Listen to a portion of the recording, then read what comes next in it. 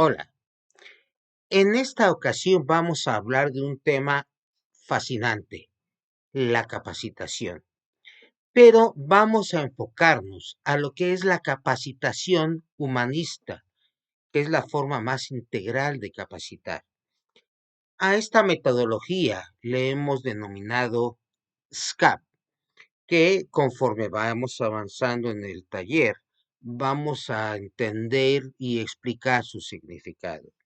En esta primera pantalla te presento mis datos. Yo soy Ricardo de la Fuente. Mi WhatsApp es el 55 26 53 42 42 y quedo a tus órdenes en mi correo electrónico personal ricardo.proyecta.scap@gmail.com. Primero que nada observarás que precisamente SCAP viene incluso dentro de mi correo electrónico, toda vez que yo soy el principal desarrollador de este método de capacitación. Bien, lo primero que nada, y tenemos que considerar que durante todo el taller vamos a implementar lo que implica la capacitación humanista SCAP. Tenemos objetivos. Luego entonces, para seguir con ese orden, ponemos los objetivos que tenemos para este taller.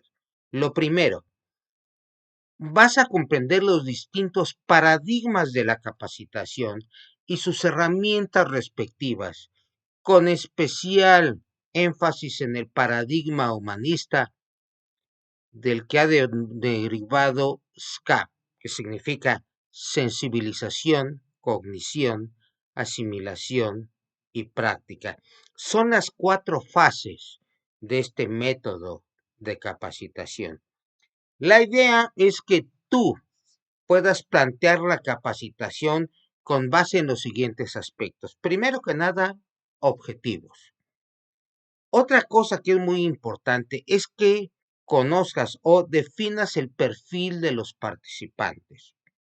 Después continúa el temario. El temario y el programa son cosas bastante distintas. El temario consiste en el orden de los temas. El programa, por el contrario, a esos temas le agrega una serie de contenidos adicionales como son ejercicios y dinámicas. Lo último es que se requiere tener un manual que presente toda la información.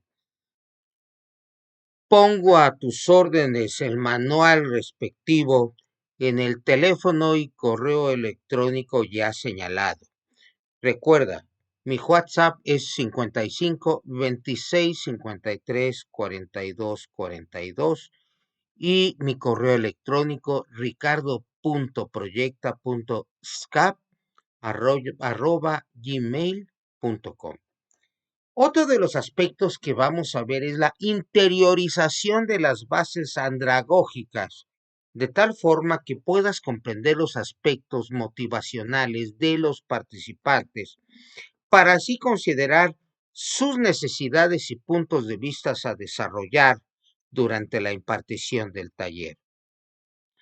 Otro de los objetivos importantes, que bueno, no podemos desarrollarlos toda vez que es un taller a través de un video.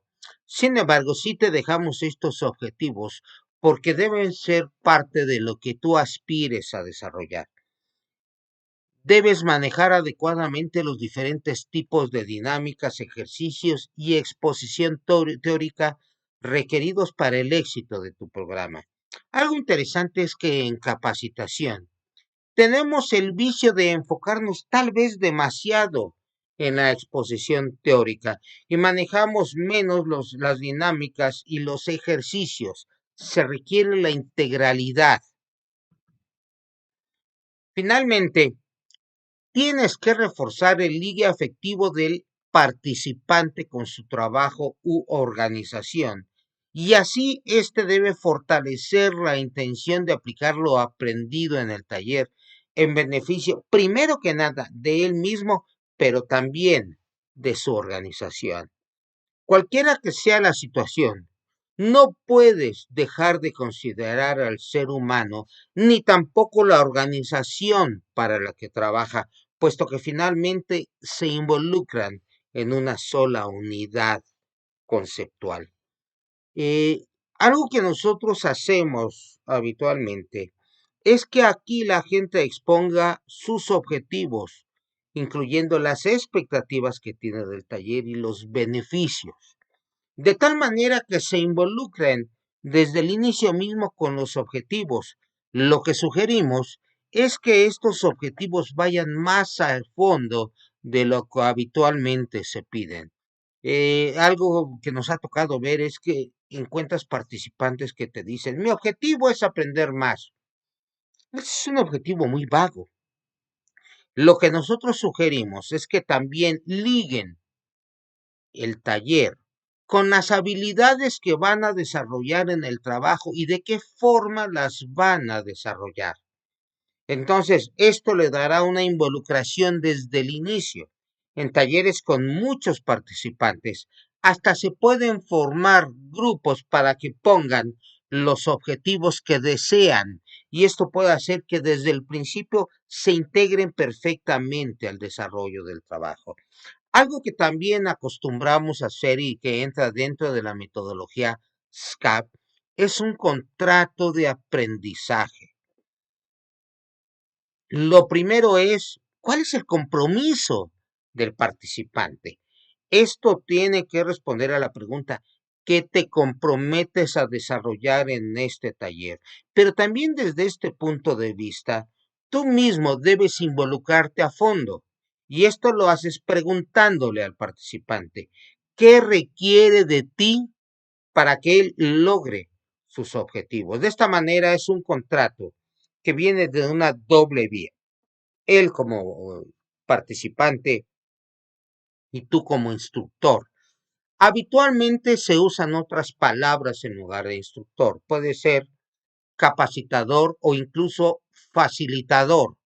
Este último se ha vuelto mucho en boga, aunque no necesariamente refleja toda la fuerza que tiene una persona que imparte la capacitación, pero puedes tú elegir la forma en que te denomines. Eso es básicamente una convención.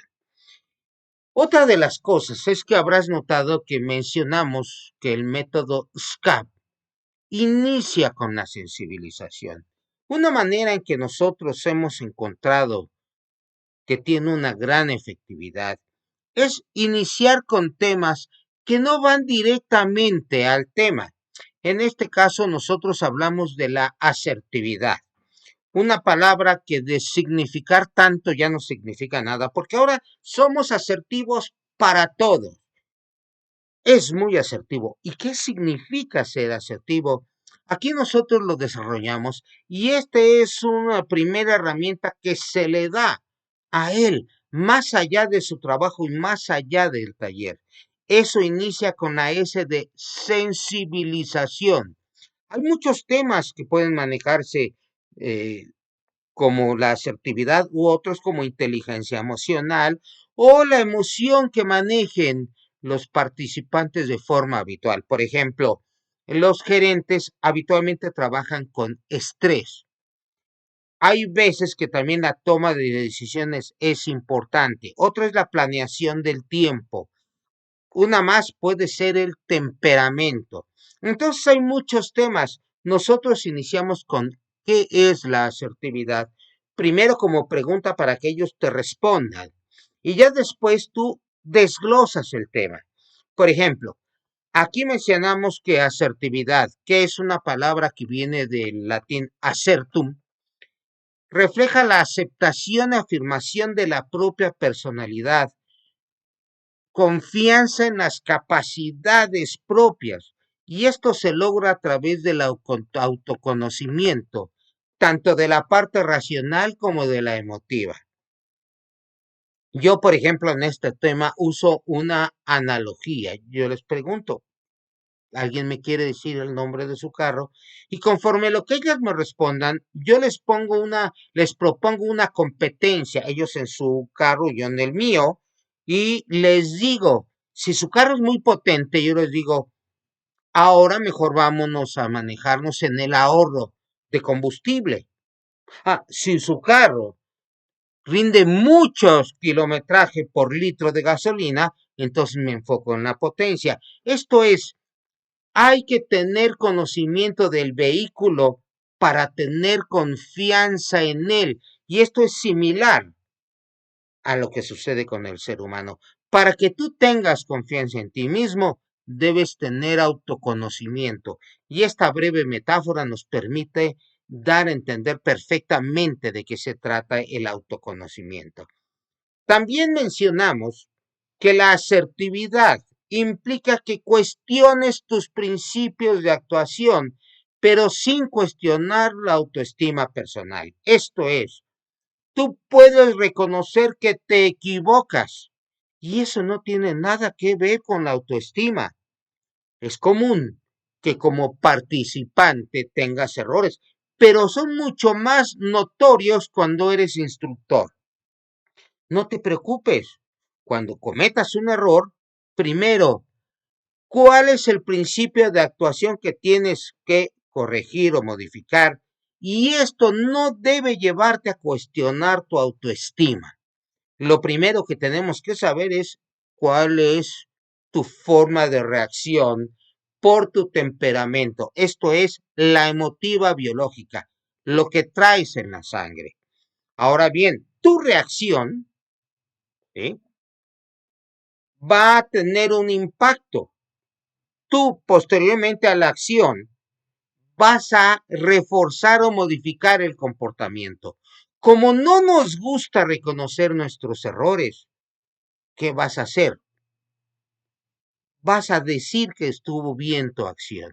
Cuidado con eso. Un instructor o un capacitador que se equivoca y no reconoce su error, no gana, sino que pierde imagen ante los participantes. Pero finalmente, y eso es lo más importante, no está siendo asertivo. La asertividad parte de cómo son tus reacciones. Y dado que seguimos perteneciendo al reino animal, lo más importante que tienes que retarte a ti mismo en el aspecto emocional es controlar el impulso. Por ejemplo, ¿en qué situaciones un capacitador debe controlar el impulso? Te comento una anécdota. Cuando yo inicié mi carrera de capacitador independiente, en un principio trataba a mis participantes como si fuéramos de la misma empresa y yo tuviese una jerarquía mayor a la de ellos. Ese fue un error. O sea, tuve que empezar a controlar mi impulso, a imponerme, porque acuérdate, si tú trabajas en una empresa, tú sabes que el capacitador tiene un peso específico. Bueno, desde ahorita que estás en una empresa, si es tu caso, no sientas que eres todo lo poderoso, que tienes todo el poder. Eso no es. Mejor hay que partir del humanismo y así tú ya vas a empezar a controlar el impulso, buscando que diferir la respuesta. ¿Hasta qué momento? Hasta que puedas controlar sin eliminar la emotividad. El trabajo de capacitador es muy bonito, es delicioso. Un participante alguna vez me dijo, que también se dedicaba a la capacitación, ser capacitador es lo más divertido que puedes hacer. Hay otras, pero ya para esas otras la ropa estorba. Y es cierto, tú como instructor tienes el dominio del grupo, tienes la autoridad, tienes el poder, dejas hablar, limitas las participaciones, tienes o deberías tener el control. Y ese control te lleva no a que elimines la emotividad, sino que la disfrutes para poder actuar racionalmente. Y entonces tenemos las formas básicas de comportamiento, la asertiva y la no asertiva. La no asertiva tiene dos divisiones muy interesantes, la agresiva y la pasivo-agresiva. Vamos a comentar primero estas dos últimas. La persona agresiva es obstinado, terco, persistente. Es una característica, no necesariamente un defecto. La persona agresiva siempre tiene algo que decir, hiperreacciona, es conflictivo y está orgulloso de su conducta. Algo interesante es que la persona agresiva es premiado socialmente y vas a ver por qué ahorita que observemos al pasivo agresivo. Lo interesante es que, por ejemplo, los instructores, los capacitadores, básicamente tendemos a ser agresivos. ¿Por qué? Cuando tú ves la conducta pasivo-agresivo, debes recordar que en toda organización no hay menos del 30% de pasivos agresivos. Esta persona es burócrata o chambista. Habla pero después de los hechos, no expresa emociones. De esta forma evita conflictos pero habla a las espaldas. Lo importante es que la conducta se ve pasiva, pero hay un componente agresivo que emerge cuando se conflictúa consigo mismo, puesto que él ha decidido tener apagado su sistema sensorial en el momento que está en la burocracia. Por eso es importante que sepas que en todas las empresas hay de estos dos tipos de personas. ¿Y qué crees? Observa los dos. La persona agresiva es más adaptativa. Lo importante sería que la persona agresiva pueda controlar su reacción. Y entonces entramos al comportamiento asertivo. Si tú eres agresivo, no está mal, se puede combinar. Pero fíjate qué hermosa es la asertividad, porque la persona que la tiene sabe lo que desea y habla por sí mismo. Vive el aquí y el ahora, y esto es maravilloso. Mira, si tú como instructor no estás en el aquí y el ahora, mucho menos van a estar tus participantes. Pero una vez que tú estás en el aquí y el ahora, debes evitar reaccionar con el impulso. Lo primero que tienes que hacer es evaluar la pauta de comportamiento. Esto es, analizar cómo vas a reaccionar y reaccionar de esa misma manera. Y no importa cuáles sean las consecuencias, actúa con autoaceptación. Pues de hecho, no hay ningún método de toma de decisiones que garantice que vas a tomar la mejor decisión. Por eso la autoaceptación es importantísima. La persona asertiva expresa y acepta sus sentimientos, por supuesto, con control. También tiene derecho a decir no y a equivocarse. Efectivamente, no importa de qué des el taller, puedes cometer un error. Tienes ese derecho. Lo que no tienes derecho es a no reconocerlo. La persona asertiva tiene un adecuado manejo de la culpa y hay una receta muy sencilla y al mismo tiempo muy complicada porque tenemos que luchar contra el hábito. Cambia la palabra culpabilidad por la palabra responsabilidad, así como sus derivados. No es lo mismo que alguien le diga, tienes la culpa de haber hecho esto, a decir, eres responsable de haber hecho esto. La culpa tiene una connotación negativa. Cuando alguien no es responsable, que siempre debe ser la alternativa, es que eres capaz de responder por tus actos. La persona asertiva define sus límites. Mira, si de todo esto que hemos platicado te quedaras con el manejo de los límites, ya con esto valdría la pena que estés escuchando este taller. El problema del ser humano se llama límites. Con frecuencia invadimos los límites o permitimos que los demás invadan nuestros límites. Algo que Eric Fromm decía que es un valor es la espontaneidad. Una persona asertiva es espontánea. De él brotan los conceptos, las ideas, vive a gusto. También se adapta a las circunstancias. Y tú consideras que la autoaceptación es el sistema inmunológico de la conciencia. Evita las posibilidades de que tú mismo ataques tu mente. Desarrollo de la autoestima. Primero, conócete. De este autoconocimiento va a emerger un autoconcepto. Ese concepto, acéptalo, acéptate a ti mismo. Y una vez que lo hagas, vas a tener autorrespeto. A veces la persona no se respeta a sí misma y ni siquiera se da cuenta. Y por último, el desarrollo de la autoestima es el quinto paso. Cuando ya te conociste, tuviste tu concepto propio, te aceptaste, te respetas y de ahí emerge la autoestima. Pero primero tienes que vencer el miedo. El miedo es la emoción primaria necesaria porque orienta a actuar con prudencia y a evitar riesgos. O sea, tiene un carácter adaptativo. Pero si tienes baja autoestima, el miedo aumenta su influencia. Se pierde seguridad y provoca ansiedad. Caso extremo, hay una sensación de inutilidad.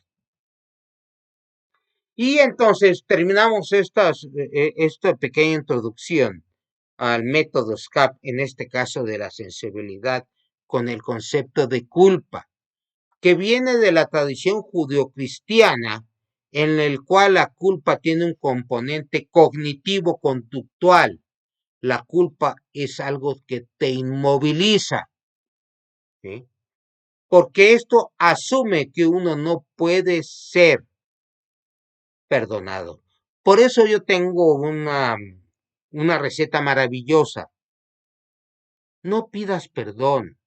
Si tú pides perdón, está en la otra parte que te perdone o no. Es mejor ofrecer disculpas, ¿sí? Porque disculpas es un acto personal en que ese significa eliminas la culpa. Esto es, si tú ofreces disculpas, ya con ese hecho retiraste la culpa de tu persona. No dependes de la otra persona como si cuando pides perdón. Hay que reconocer los errores y admitir abiertamente ante las personas involucradas el daño que se produjo y realizar las acciones a tu alcance para contrarrestar el daño inducido. Esto también se llama responsabilidad. O sea, la culpa se quita, uno, ofreciendo disculpas y dos, respondiendo por tus actos. O sea, ser responsable. Todo esto que te comenté ahorita deriva de que es una apertura de sensibilización. Tú mismo piensa qué impacto tuvo esta parte en ti. Si tú te das cuenta, tuvo poco que ver con los siguientes temas de la capacitación. Ese es el truco. Ahora sí, ya vamos a entrar a lo que se llaman los paradigmas de la capacitación. Y que estos son los paradigmas que tenemos, que desarrollamos los instructores, no siempre con plena conciencia. Yo te invito a que conozcas estos paradigmas de la capacitación. Bien, el primero es el conductismo, el cual establece respuestas condicionadas. Es mecanicista, por lo que el conocimiento es superficial. Proviene del estudio de los perros que hizo Pavlov en cuanto a la salivación cuando se les ofrecía un estímulo. Después lo desarrollaron entre otros Skinner, y posteriormente incluso en e-learning se ofrece generando respuestas condicionadas. Otro paradigma es el humanismo. Aquí lo importante de estos paradigmas es que uno no elimina al otro, sino que se complementan. Luego entonces, en capacitación, todos manejamos cierto manejo de conductismo, buscando respuestas condicionadas. El humanismo parte del desarrollo individual del individuo. O sea, no es lo que tú decides. Uno como instructor, aunque tengas muchos participantes, pregúntales qué quieren aprender y cómo quieren evolucionar. No puedes hacerlo a nivel individual. La pregunta sí, pero no el desarrollo del taller. No puedes especializarte en cada uno, pero sí puedes tomar el promedio para que veas el grupo por dónde puede ir. Después sigue un paradigma importantísimo que es lamentablemente el que con frecuencia seguimos más, el cognitivo. El cognitivo se enfoca en las representaciones mentales que se genera, y ya veremos que hay también algunos sistemas que tienen que ver con el estado del conocimiento y que se desarrollan con análisis, síntesis, razonamiento, etcétera, etcétera. Después viene el psicogenético. Es una estructuración en etapas, el más conocido de los cuales es Jean Piaget. Implica la organización del conocimiento y su asimilación a la estructura mental del individuo. El paradigma sociocultural se desarrolla de un psicólogo ruso muy interesante que como estaba peleado con Stalin, Stalin lo tuvo ahí arrumbado.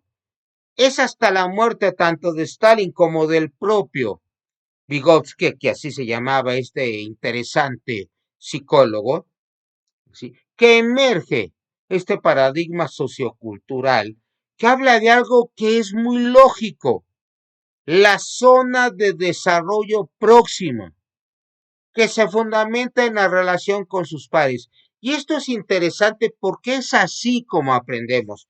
Por ejemplo, con mucha probabilidad, tú desarrollaste algunas características de capacitador de acuerdo a tu zona de desarrollo próximo, al observar cómo algunos pares desarrollaban la capacitación.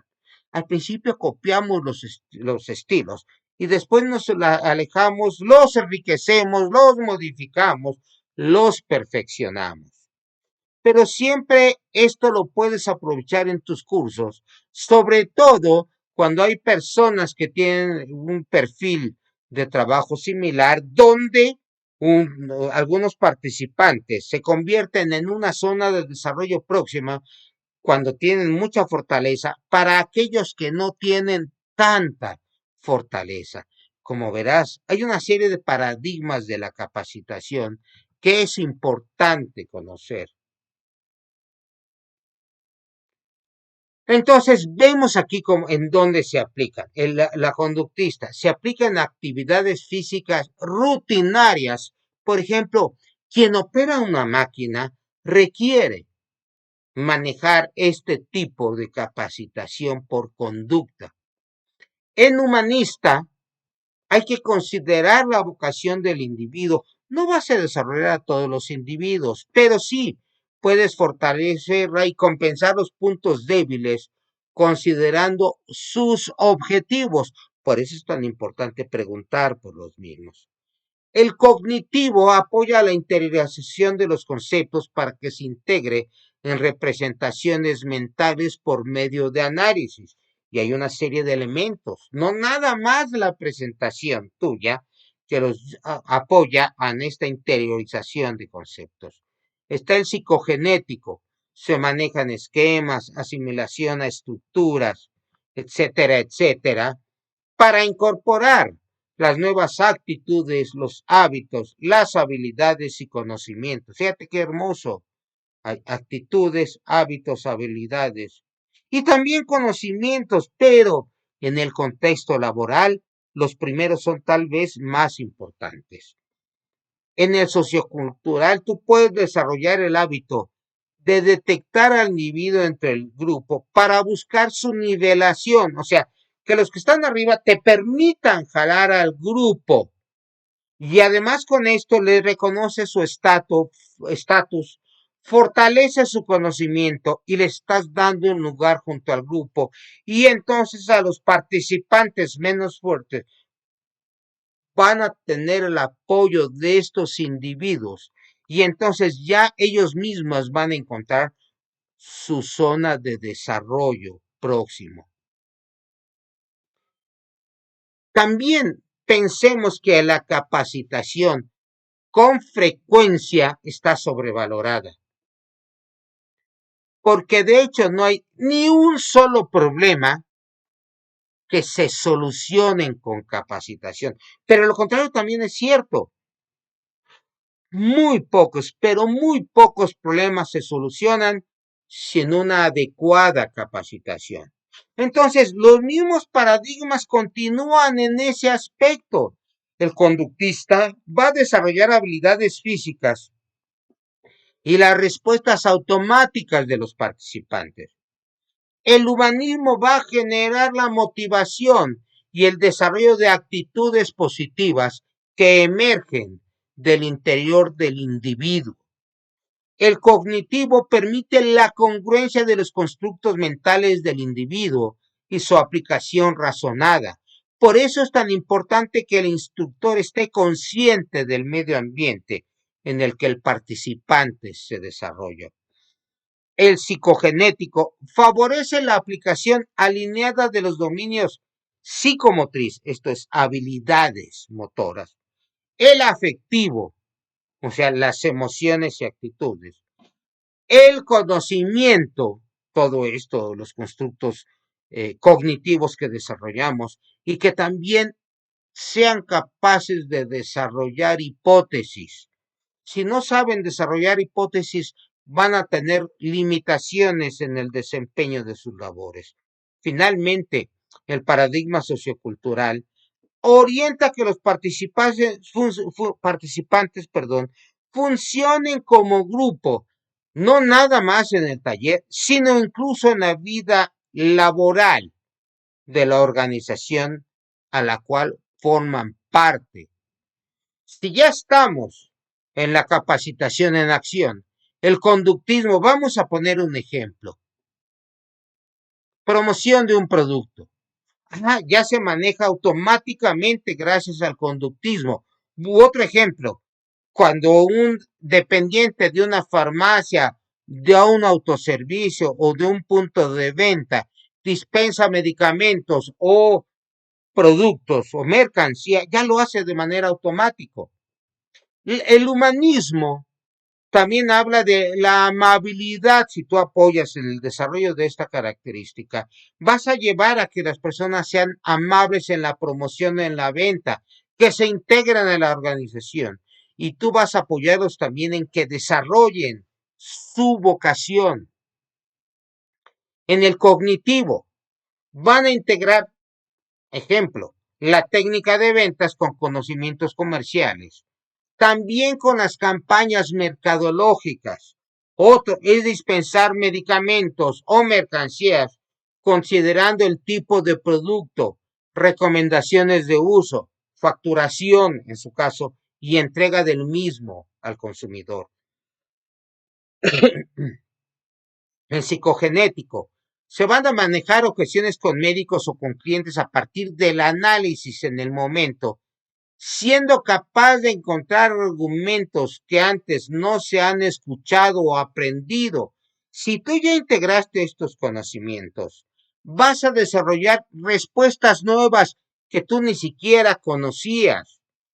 Por último, lo sociocultural puede llevar a los participantes a formar equipos que se apoyen entre sí para compartir el aprendizaje.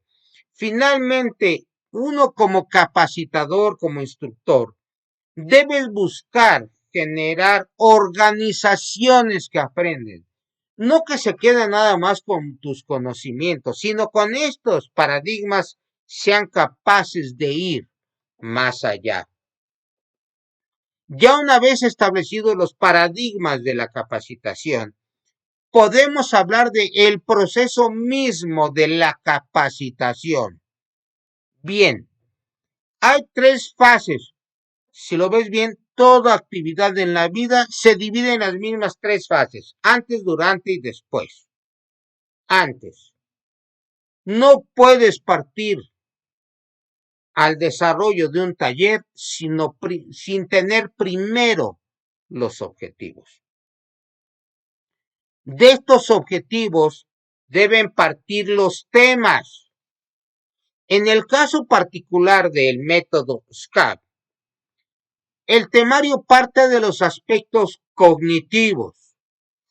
Después del temario, tal como lo debas para que desarrollen el conocimiento, hay que considerar los temas adicionales. Por ejemplo, en sensibilización, yo siempre agrego un tema relacionado con inteligencia emocional u otro, como el que estábamos viendo ahorita. Entonces, ya en lugar de entrar directamente al primer tema, primero el tema introductorio tiene que ver con inteligencia emocional y esto hace que la gente verdaderamente se abra. Del temario tienes que convertirlo en un programa. Tú sabes que hay una serie de partes de un programa que se dan en automático.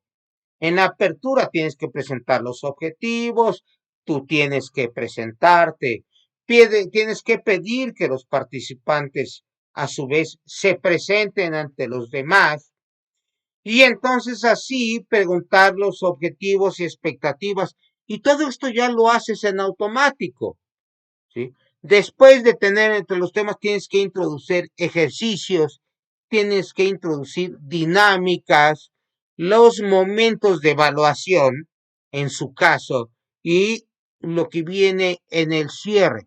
Todo esto es antes de todos estos aspectos que incluyes en el programa, tiene que emergir una lista de requerimientos y verificación. Esto forma parte de lo práctico para que no llegues y al no haber tenido una verificación previa, no resulte que te fallan algunos materiales, por ejemplo. Ya durante el taller tú ya estás frente a tu grupo. Tienes que desarrollar una apertura. Vas a desarrollar los contenidos a los cuales tienes que agregarle ejercicios y dinámicas. Y esta es la parte sustantiva que veremos durante un video posterior. Y finalmente está el cierre del proceso. Ya una vez que desarrollaste todo el taller, tienes que revisar los objetivos en la fase posterior, ver los compromisos si se cumplieron y habiendo recopilado la evaluación final de los participantes. Aquí tenemos un acrónimo de PECA, para finalmente que tus participantes evalúen tu curso. Ahora bien, ¿en qué se tienen que evaluar a los participantes? En acuerdo de PECA, desempeño, cómo se desempeñan, cuáles son sus habilidades, producto, los productos que tuvieron que haber elaborado, los conocimientos, esto es, lo que tienen que conocer para desarrollar bien su trabajo, y por último, la actitud que se tiene. La actitud es fundamental, por supuesto los desempeños también, y todos los 4 aspectos a valor, pero hay que evaluar los 4, ¿sí? Entonces, las evaluaciones se deben dar durante el taller. El proceso de capacitar. Vámonos hasta antes todavía de iniciar el proceso. Lo primero es que analices la situación. Hay un proceso, no vamos a entrar más en detalles en él. En algún momento posteriormente haremos también un video sobre el tema, que es muy completo en cuanto a la detección de necesidades de capacitación. ¿Sobre qué vas a capacitar? Bueno, tienes el elemento del tema, pero ¿cuáles son las necesidades que tienen? El grupo está a nivel de avanzado, a nivel intermedio, a nivel de experto. Eso es importante. La mayor parte están capacitados, es un refuerzo o es un tema inicial para muchos. Después hay que elaborar los planes y programas de capacitación, que es lo que estábamos viendo. Después, obviamente, se desarrolla el taller junto con las actividades de capacitación que hayas contemplado. Y finalmente, evaluación y seguimiento posterior, sobre todo cuando eres un capacitador interno. Lamentablemente, los capacitadores externos tenemos poca posibilidad de dar seguimiento a los talleres. El objetivo de todo esto, por supuesto, es elevar la productividad y esto se hace con gente que está involucrada con su trabajo. Uno de los paradigmas claves es el humanismo. Se centra en el desarrollo del ser humano como un agente que elige y que es capaz de establecer sus propias metas. Problema, implica la responsabilidad. La pirámide de Maslow, que dicho sea de paso, no es tanto científica como pragmática. Dice que de las fases más abajo de la pirámide, una vez que se solucionan, pasas a la siguiente. La verdad es que habitualmente tenemos objetivos en las 5 escalas o en los 5 niveles de esta pirámide. Están las necesidades fisiológicas como alimento, agua, aire. Bueno, yo diría que lo decimos de una mejor manera cuando hablamos de casa, vestido y sustento. Ya después las de seguridad son un poquito más complejas, incluyendo hasta la jubilación. Hay algo que es importantísimo y que todo instructor debe fomentar, el sentido de la pertenencia a su organización o por lo menos al grupo durante el tiempo en que el curso se desarrolla. Después vienen los de autoestima y posteriormente los de autodesarrollo. Entonces, el humanismo tiene mucho que ver con la pirámide de Maslow. No veas solo al grupo, sino también al individuo, considerándolo como tal. En el humanismo es de donde surgió la idea de que el capacitador sea más bien un facilitador, cuya labor es acompañar al participante en forma empática para apoyarlo, no en los conocimientos tan solo, sino en conocer su persona, como diríamos, tiene que conocer sí mismo para que pueda adaptarse a sus necesidades.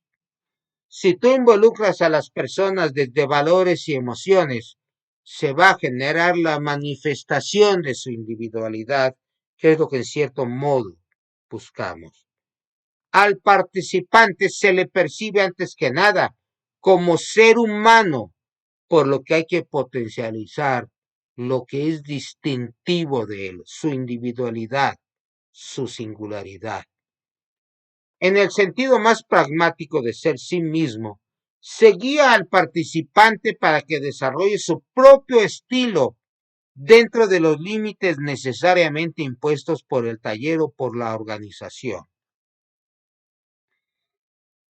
El proceso de capacitación, ya lo habíamos delineado, es el que tenemos aquí. Y esta es la última lámina que presento en este primer taller, para que sigas pendiente de nuestros talleres. A tal efecto, te voy a pedir que por favor nos des un like